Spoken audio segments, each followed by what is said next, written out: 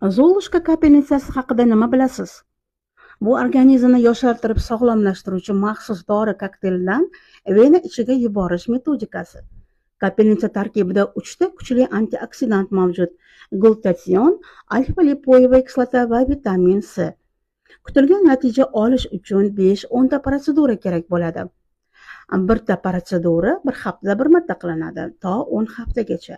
Keyinchalik har yarim yilda kursni takrorlash mumkin. Kapelnitsa kursidan keyin 1-3 oy ichida natijani ko'rish mumkin, ya'ni teri taranglashadi, yuz ko'zlarning osilgan joylari tortiladi, yuzaki ajinlar tekislanadi, chuqur ajinlarning chuqurligi kamayadi, pigment dog'lar ketadi, tonus va elastiklik ko'tariladi, kollagenni organizm ishlab chiqara boshlaydi. Kapelnitsa sostavidagi 3 ta antioksidant toksinlarni, erkin radikallarni organizmdan chiqaradi, stress holatlariga chidamlilikni oshiradi, erta qarishga qarshi kurashadi, yallig'lanishni yo'qotadi va umrni uzaytiradi.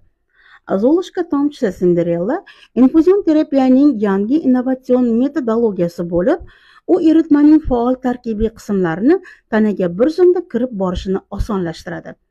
Bu kapelnitsaning 5 ta protsedurasidan keyin sizda immunitet mustahkamlanadi, teri va sochlarning holati yaxshilanadi, uyqu sifati yaxshilanadi, jismoniy va aqliy faoliyat oshadi. Bu kapelnitsa kimlarga mumkin emas? Onkologiyada, gemofiliya kasalliklarida, dekompression bosqichdagi kasalliklarda, qandli diabetning progressiv turlarida, buyrak yetishmovchiligida, tana harorati yuqori bo'lganda, komponentlarga individual allergiyasi borlarga, 18 yoshgacha bo'lganlarga, homilador va emizikli ayollarga umuman mumkin emas. Yana bu kapelnitsa olganda kofe ichmaslikni tavsiya qilinadi, chunki glutatsion kuchini pasaytiradi. Yana paracetamol tabletkasini ham ichmaslikni tavsiya qilinadi, chunki u glutationni jigarda ishlab chiqarilishiga to'sqinlik qiladi. Yomon ta'sirlardan allergik reaksiya, qon bosimining tushib ketishi, yurak urishining tezlashishi va ish ketishi bo'lishi mumkin. Eslatma: bu muolajani olishdan oldin o'z organizmingizni diagnostika qildiring, o'zingizda yashirin kasalliklar bor yo'qligini aniqlash uchun.